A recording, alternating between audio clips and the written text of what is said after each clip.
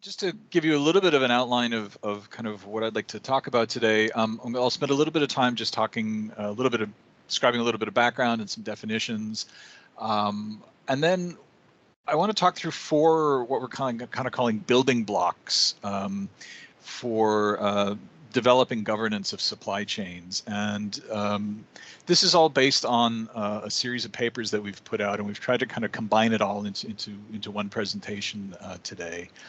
And so to a certain extent, I will be throwing a lot of information at you, and hopefully some of the content will be, will stick and will be interesting.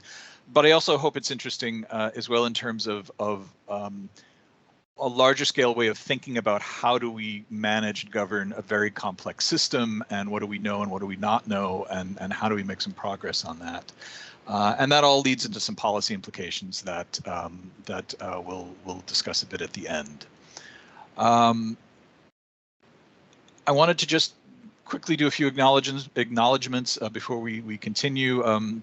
My colleague Ann Lally, who unfortunately couldn't be with us today, but she's been the co-author on a lot of this work, and there's a chunk of the work in here that's from our recent paper called Trade Realities, and I just wanted to give a shout out to our co-authors, Luc Fransen from the University of Amsterdam, also Jacopo Caja, and Lucas Lindsay from Groningen. And also a special thank you to the Atlas of Economic Complexity at Harvard, who provided a lot of the data that we worked with, and it's a great tool if you're not familiar with it. And also thank you, of course, to our donors at ASN Bank here in the Netherlands, Fairware, and the government of the Netherlands as well. So moving on. Yeah, I've had quite a bit of an introduction, so I don't think I need to go through this in any more detail. But the one thing I would say is that I do sometimes get asked by students, if they want to get into this sort of space, human rights and business, what should be sort of good career steps. And I've been very lucky to have a fairly unusual career path, but I do find it's been incredibly helpful to have spent some time in government and in business. And so now that I'm working at an NGO, having spent some time in the systems that I'm trying to change has been really helpful. So if you have that opportunity, just as sort of, an aside, it definitely improves your ability to understand what's going on and how to impact it.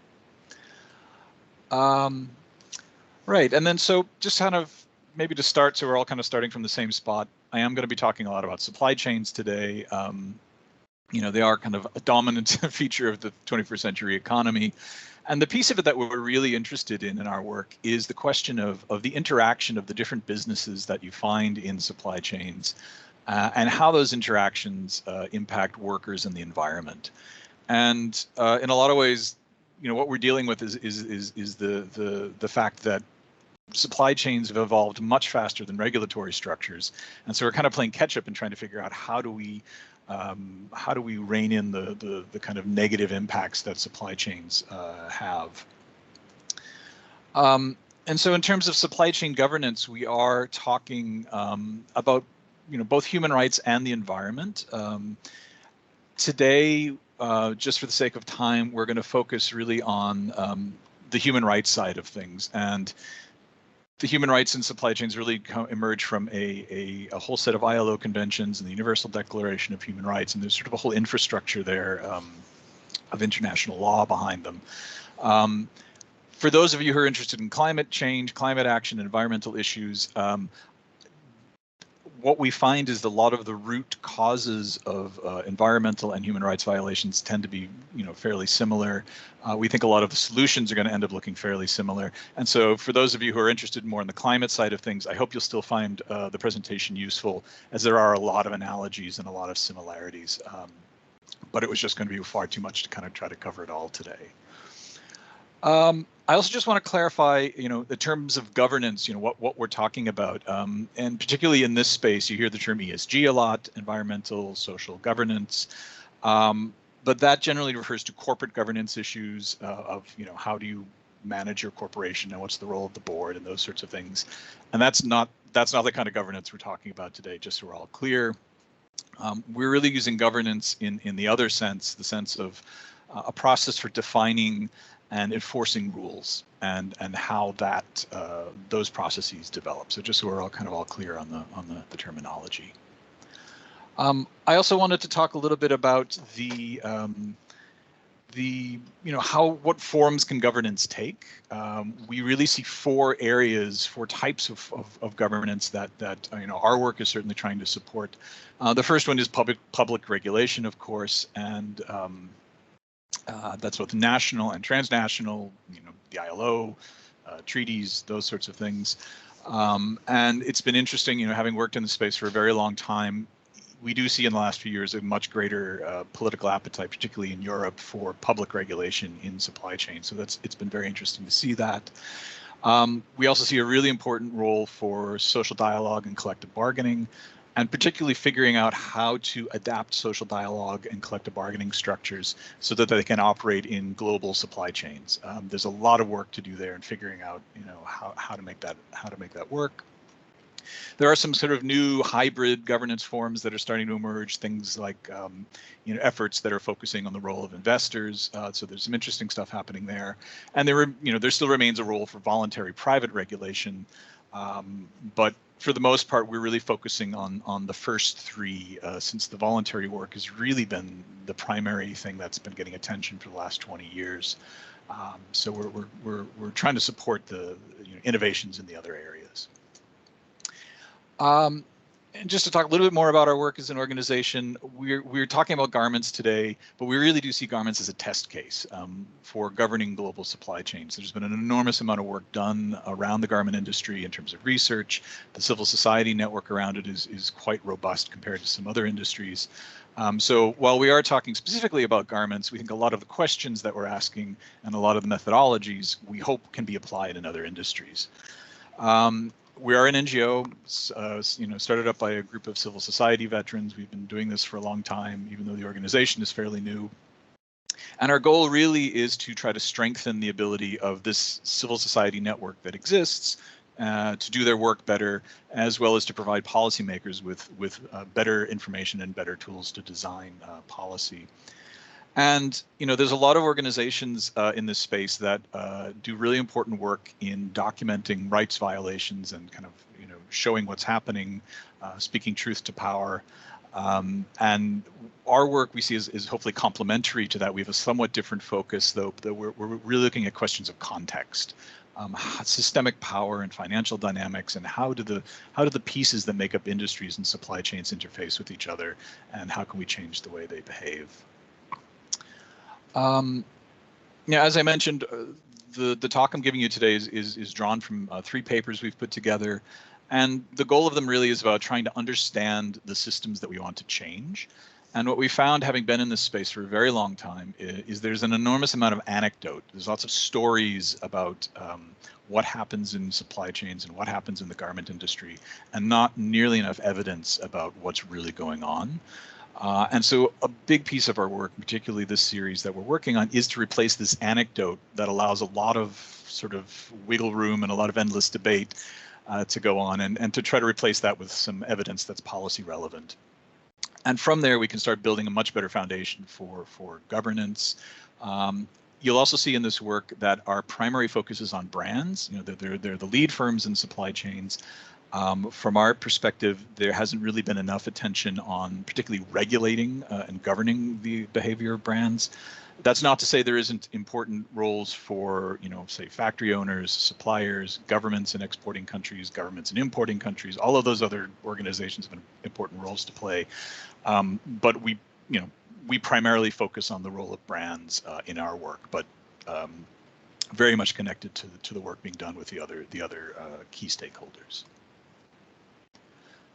So from there, I think I'll just start talking a little bit about our first building block, which is this idea of the spectrum of human rights violations. And I think particularly for those of you who maybe don't spend an enormous amount of time, working with the garment industry, it might be helpful to kind of have a little bit of an overview. And we're really looking at some questions of, how do human rights violations manifest? What are the patterns that we see?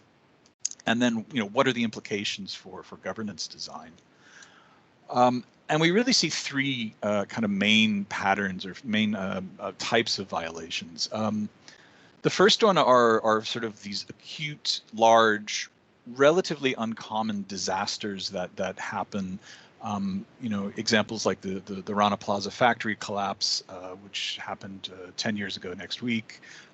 More than 1,000 people died. The Ali Enterprises fire in Pakistan, more than 250 people died. We say uncommon here. I mean, these kinds of things still happen far too often, and there's a lot of work that's still needed to prevent these kinds of disasters from happening. But that's one kind of type of form of violation that we see in the industry. The second one we see is something we call sort of acute, tends to be somewhat localized, but actually quite common. And these are, for example, attacks on trade unionists. We describe them as acute because people can lose their jobs, they can be physically harmed, in some cases they can be killed. The ITOC Global Rights Index is a really great resource for understanding kind of what's going on in these kinds of violations that you see fairly commonly throughout the industry. And then the third type of violation that we have is something that we kind of describe as sort of chronic. They're very widespread. If you talk to workers, they sometimes almost think of these things as normal. It's just the way life is. And in this case, we're talking about things like living wage gaps. We're talking about harassment. We're talking about excessive overtime, things that are very, very widespread in the industry. And just to kind of give you a sense of what we're talking about here, this is a mapping of living wage gaps, and I won't go into the details of it, but just to kind of give you an illustration, if we look at, for example, Bangladesh, which is one of the most extreme cases, what we have here is a measure of the legal minimum wage. What we have here is a measure of the estimates for what a living wage would look like. And down here we have the math that talks about the gap between the average wage of a garment worker and what you would need to get anywhere close to living wages. And so basically what we're saying here is you would need to increase wages 300% to get up to something like a living wage. So there's really very widespread significant issues with wages and a lot of other things. And so the question that we want to, we're kind of looking at here is we have the spectrum of violations. And from a governance perspective, the question really is, do these all have the same kind of solutions? When you're looking at either preventing or remedying them, what's our approach to dealing with these? And what I mean by that, before I get to that, what we're going to kind of discuss at different points in this paper is this idea of context-appropriate governance, that our solutions for various problems really need to be based on the context in which they're happening. There isn't a one-size-fits-all approach by any means. This links back again somewhat to the idea of there being lots of anecdotes about what is happening in the industry, but not an enormous amount of evidence. Plus, as you'll see as we go through, a fairly complex system that we really need to understand better. And so in this case, for example, the contextual question is, okay, if we have a disaster and you're trying to get remedy, there are some tools out there. You can file a lawsuit. That's happened. You could go to the OECD contact points. There are pressure campaigns that can be brought to bear. All of these things happen. They're all quite difficult. They're not easy by any means, but they are the kind of responses you can have to a disaster. But when you look at something like the chronic violations, we were left with these questions like, what does access to remedy look like for millions of people who have suffered wage theft or are not paid a living wage? You're not going to go file a lawsuit in Europe to reclaim 100 euros in back pay.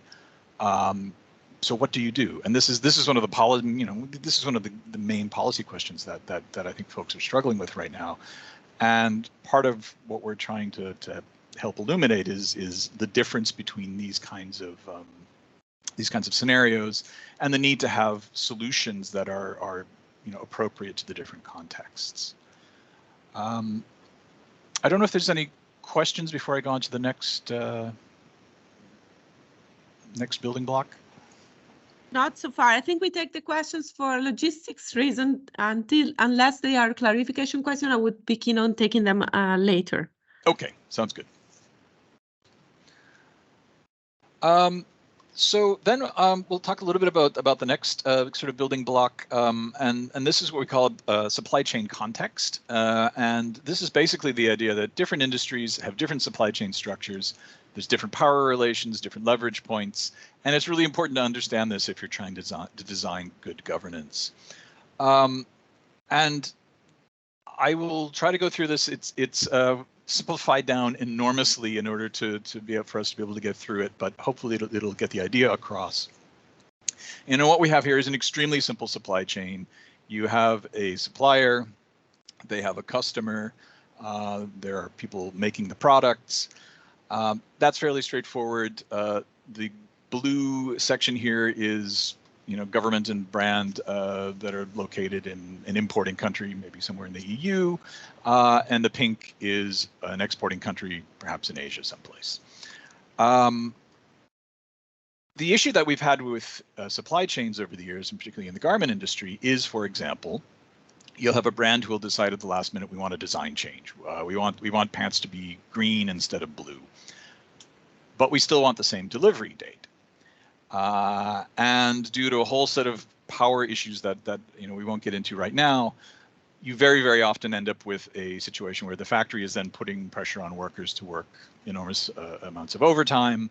Exporting governments are, for a variety of reasons, either unable or unwilling to enforce the overtime laws. And so, you have this kind of vicious cycle that develops. And we've had 20 years of this kind of thing across all sorts of human rights violations. And this is really what's been leading to a lot of the recent supply chain governance efforts. You just see this kind of dynamic over and over again, where you have you have lead firms and supply chains that are able to shift their risks onto their suppliers. The risk here is, okay, we didn't do our product planning well, but we still want the product to come show up at the right time, so we're just going to shove that over onto our suppliers and ultimately onto workers. Like I said, this is a fairly simple supply chain. When you get to garments, it's considerably more complicated. This is what they tend to look like. So we've got 4 different brands based in 4 different countries, all of them sourcing from 4 different factories here. And there's some, contextual issues that are important in the industry. Generally speaking, brands don't own or control their suppliers. It's very rare. It's very easy to replace a supplier. There are thousands of thousands of factories out there that can make a T-shirt for you. So if you don't want to produce, the new product on the old timeline, we'll find somebody else who will. That's been part of the issue. And then you have each factory has very many customers, as you can see here. So, we have a person working here who's making product for all of these different brands. And that's what we call a shared supplier base. You may be familiar with this concept. And so this is quite messy, and it becomes a real headache when you start trying to figure out how to implement governance, particularly things like these new forms of supply chain governments that are emerging from, let's say, the EU or the US. So let's say we want to put a law in place that says, okay, brands, you can't have any more excessive overtime in your supply chain. You have to change your production method or your planning methods. You have to make sure your calendars are right, make your decisions on time. But what we end up with is, because of the shared supplier base, we've got this worker here who is spending maybe 25% of their time working for the brand who's got their calendar sorted out, and 75% of the time for these other brands that aren't improving their production. And so the practical output is that the impact on workers can be really diluted. And this is a real challenge in designing governance. So the question we ask here is, okay, so what's wrong with this analysis?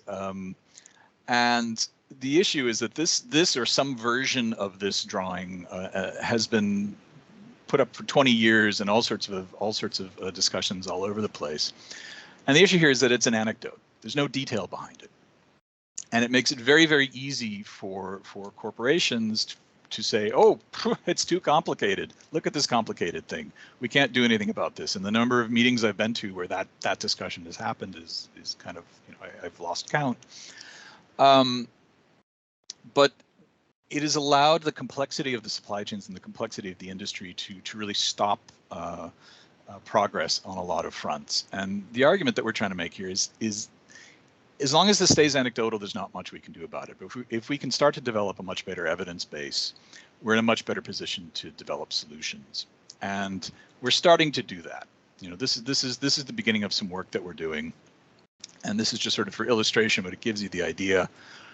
We took 5 brands, different sizes. Down here, what you have are all of the factories that they've reported to the Open Apparel Registry. Up here, what you have are all of the owners and shareholders. And you look at this and people think, oh, this is so much more complicated. It's so much bigger. But if you start to develop this and start to build this out, you can start to make some progress. You can start to go somewhere, and it starts to move beyond a story of, oh, it's too complicated. The devil may be in the details with this, but once you start to understand them, you can start to develop some governance solutions. And we'll get into that a little bit more later. Why that's the case.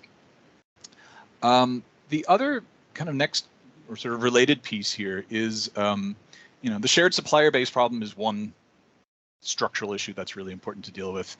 Another one is just the number of companies in the industry. And there's been an assumption floating around for a very long time that says, well, if we could just get a handful of the really big brands to change their behavior, that's gonna really change things. That's gonna flip. It'll reach a tipping point. And I've long suspected, and so had a lot of my colleagues, that in the garment industry that probably wasn't true, but no one had ever done the math. So this was one of our first projects to try to do the math and figure this out. And so we had a look, and we dug in, and it's surprising how hard it took to get to these simple graphics. But we looked at the 10 largest brands in the world, and they get maybe 15% of global revenue in the garment industry. And what's really important to understand about this particular graphic is that we're talking about revenue from product that these companies have commissioned to be made. So, for example, Walmart sells lots of stuff, lots of clothing that is made by other brands. We've spent a lot of time stripping all of that out and really getting down to what are the products that these companies have commissioned to be made and that they have human rights due diligence responsibility for. And so, okay, 10 largest brands in the world only gets us 15%. So then we thought, okay, let's go to 150 brands. Let's see how far that gets us. We're still only at 35% market share. So and you can see how quickly these brands start to get small after the the kind of the top layers. Our best guess is the remaining 65-70% of the industry. I mean, all of this stuff is quite rough. We need to be honest. It's the best data we could get, but it's really for a sense of scale more than anything. Is maybe another 10,000 brands, 20,000. We don't know. That's one of the things we're trying to figure out. But that that has enormous impacts if you're trying to regulate this industry. And sort of by comparison, we looked at something like the smartphone industry. There's 10 brands that get you 89% market share. You get those 10 brands to change their behavior in their supply chains, you've covered basically everything. In garments, that's not the case. And so we're looking at needing two very different strategies to change the nature of these two industries. And so this is, one of the things when I said, we talk about garments a lot, and we focus on garments, but the idea is that that's a model, is that there is going to be some version of this for every industry, and the better we understand them, the better we're able to sort of fine-tune our governance efforts to reflect the realities.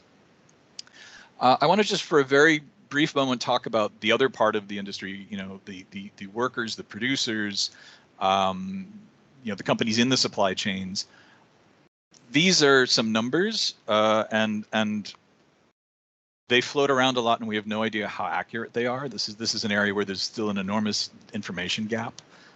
75 million workers, maybe 300,000 factories globally. This is one of the things we hope to get into in the future to try to clarify this side of it as well. But again, back to this idea of context-appropriate governance.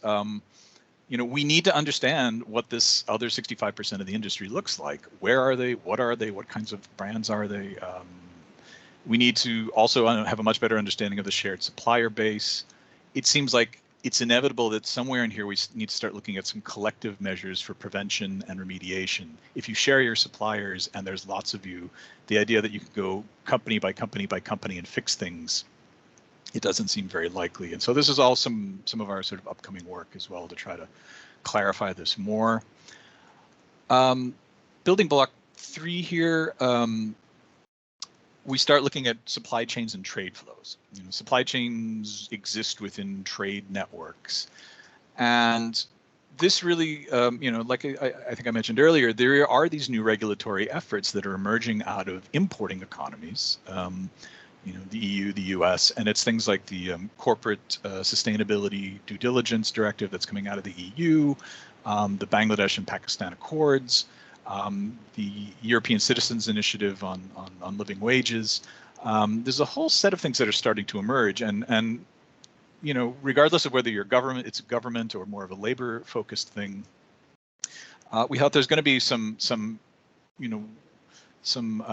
differences from country to country, and we really need to start understanding, how likely and what's the impact going to look like as we look at different kinds of countries. So we dug into some of the trade data.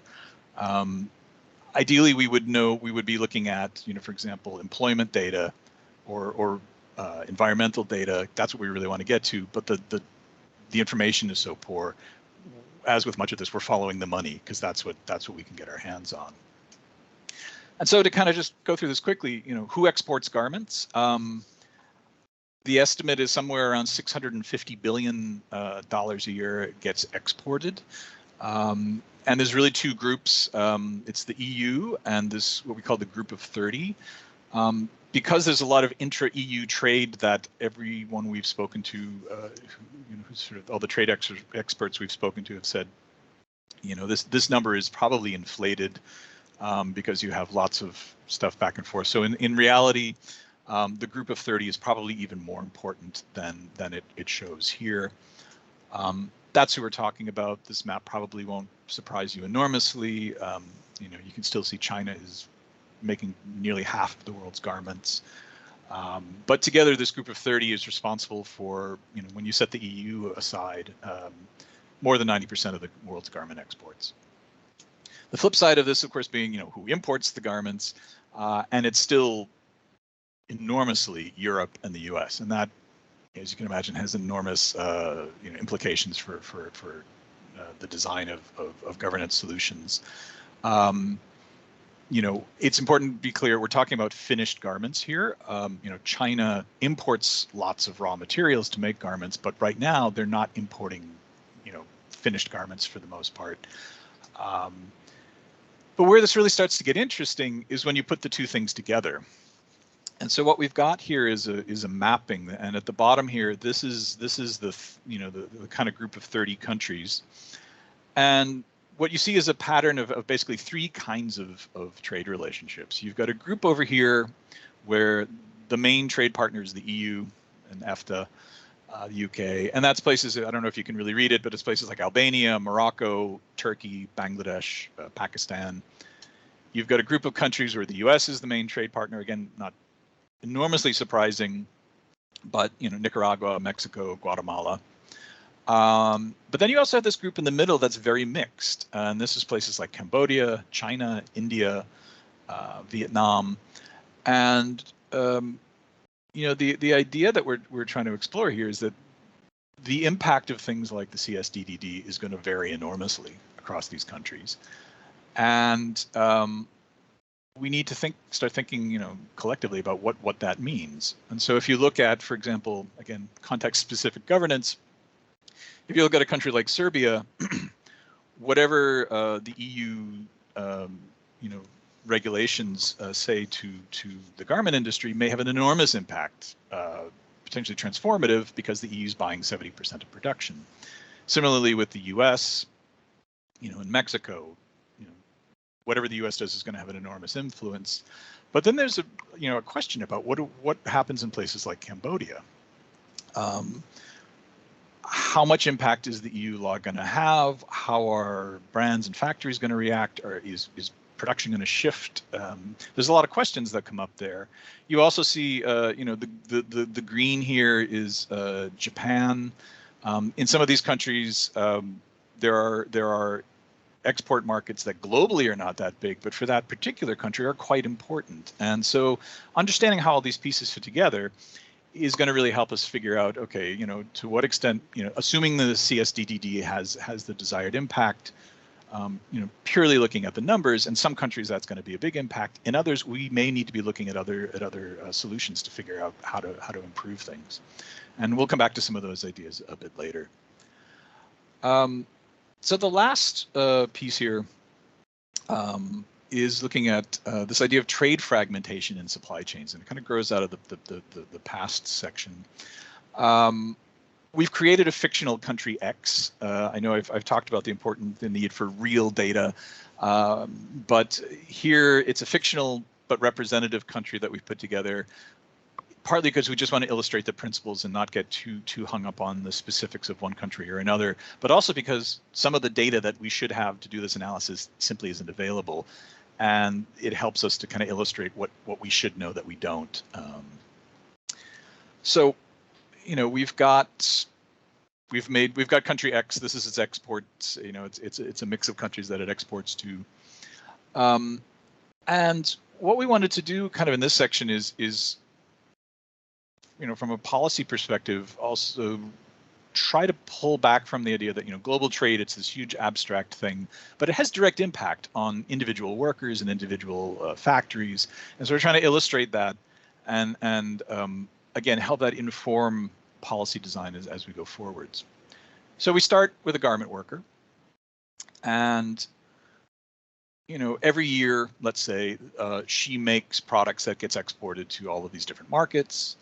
And again, sort of echoing what we talked about in the earlier section, it might be 25% of her time is working on products that are covered by our fictional EU,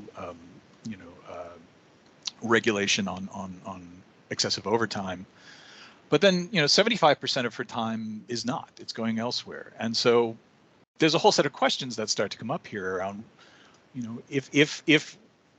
if she's still working excessive overtime despite EU regulations, what do we do? What are the consequences of that? Similarly, there are going to be workers, potentially even in the same country, where most of their time is being spent on EU products, and they may see a reduction in their overtime. But understanding where worker A is and where worker B is, and what the broader context is that workers with kind of these different distributions of exports is going to be really important in understanding what else do we need to do after the CSDDD. That's a first step, and there's a lot more that we're going to need to think about. And these are some of the issues that we need to understand in order to develop kind of the next generation. The same principle works at the factory level. You've got all of the workers, and they all work different amounts of time, and eventually that gets you to a total for the factory.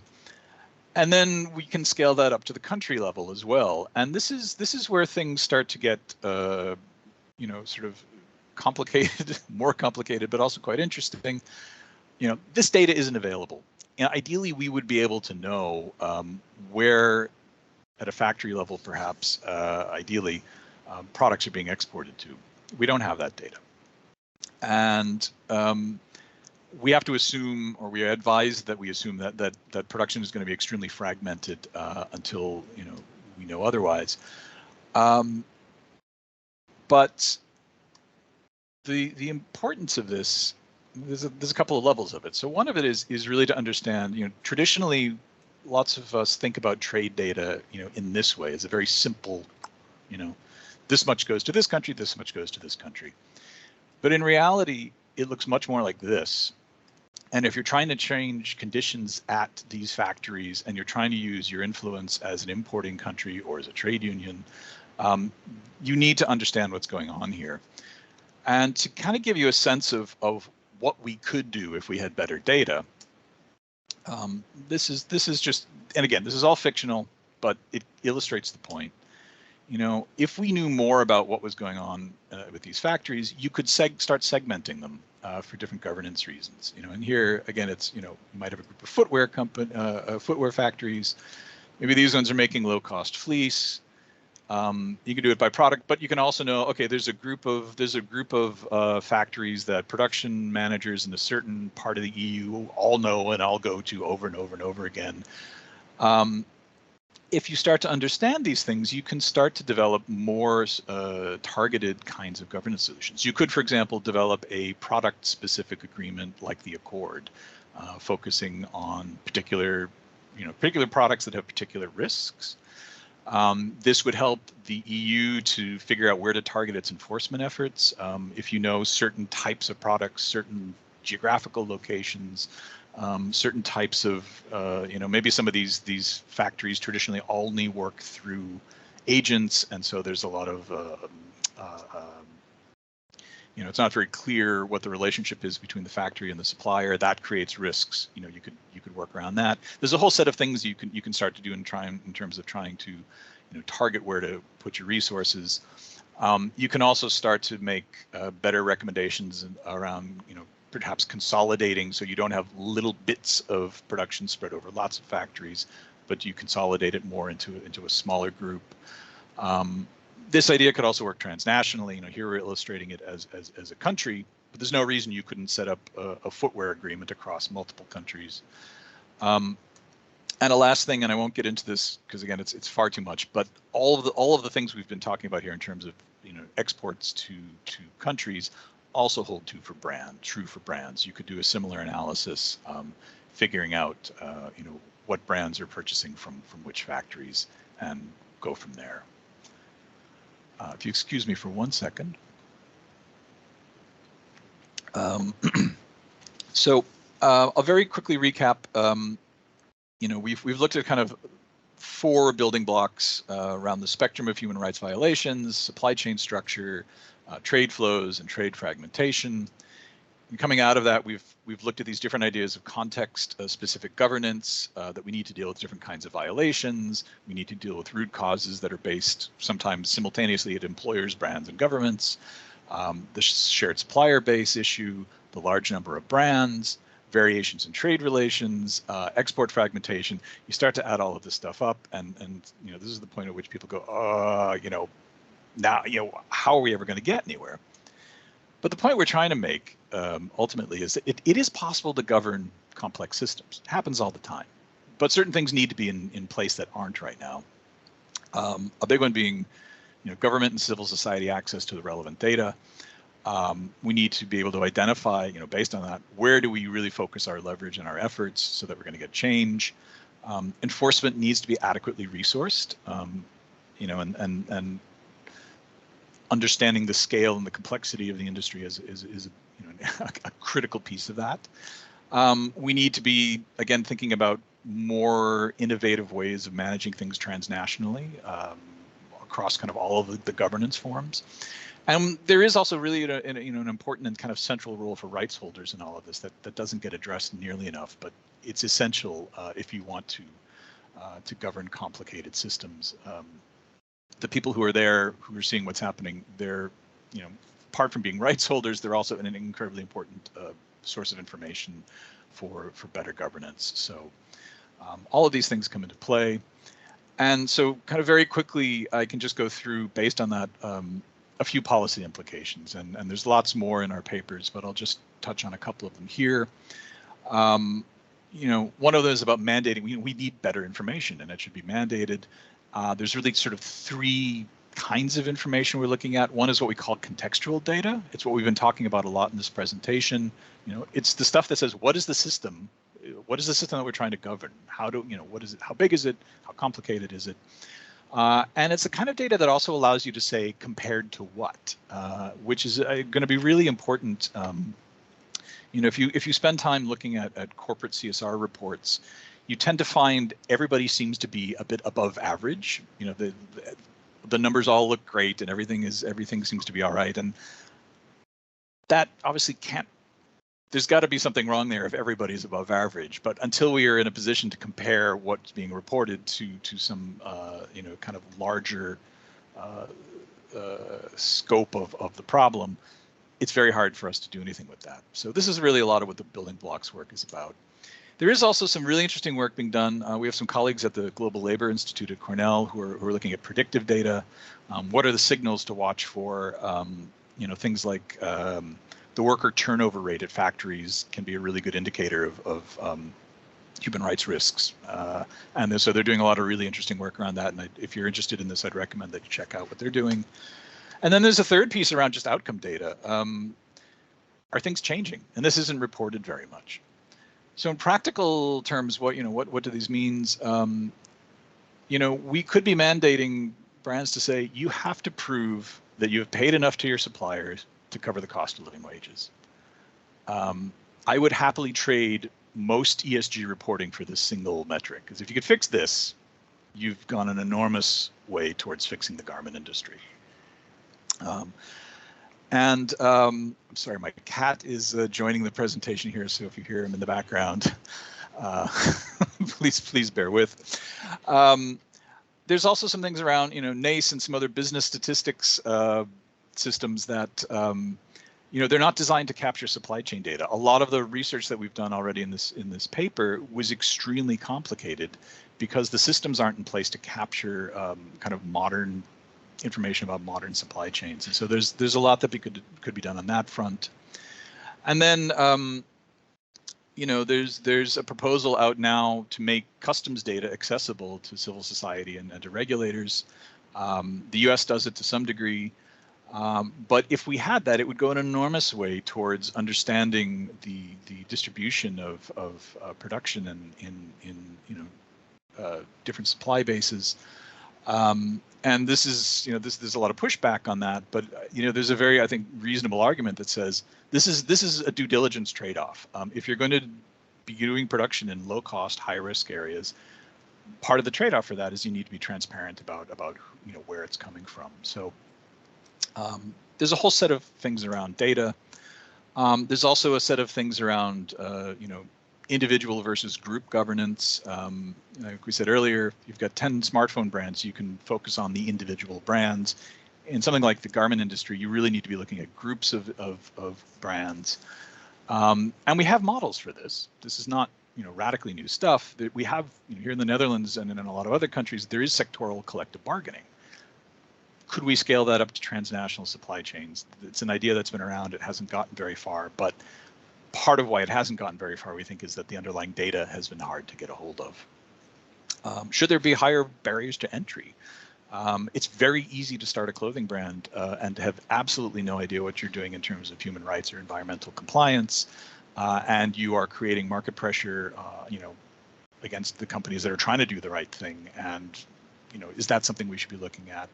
Certainly, the idea of collective human due diligence resources. If it turns out we find there's 10,000 garment brands in Europe, do we really want 10,000 brands individually trying to do due diligence with their suppliers? Showing up and consulting with overworked trade unions. Where are you going to get the staff to do that for 10,000 brands? So there's definitely something there. There's also an issue of reforming competition and antitrust laws. If we're going to have a certain amount of cooperation between brands in environmental and human rights, governance, that's an issue that kind of keeps coming up and needs to be looked at. And I just want to be clear in all of this, we're not in any way supporting this kind of safe harbor argument that you do see, particularly with the due diligence law, around saying, oh well, we've joined an initiative, so we don't have any more liability. That's definitely not what we're saying. Last couple of quick points. It's sort of obvious, but I think worth restating. Europe and the U.S. have an enormous role to play in fixing the garment industry. They're home to most of the global brands. Individually, they're both important. Some policy coordination between the two of them would be fantastic, and it doesn't mean it has to be in lockstep, but some coordination.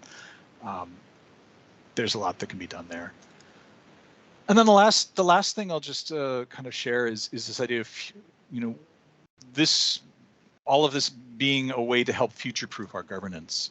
For example, China and India for the moment are minor importers, but if that changes, it's going to have a big impact on how things happen across supply chains. And what are the consequences of that? How do we work with China and India in the future? Or conversely, what happens if China, 2040 is no longer a garment hub? What if it's too expensive, or China decides to do what the US and the EU did and start, we don't want to do garments anymore.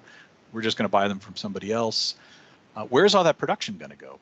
It's going to go to all of these other countries, and we need to start thinking now, are the systems that we're setting up here in Europe and in the US, are they going to be able to cope with production coming from many other places, potentially with other issues? And just generally, it's this idea that if we want to plan for the future, we really need to understand the present much better than we do. We can't keep using anecdotes and kind of guesswork. We need much better understanding of what's actually happening if we want to see where things, to make changes as we go forwards. There's lots more in the papers, but I'm going to stop there for now, and happy to take any questions. And yeah, thanks very much.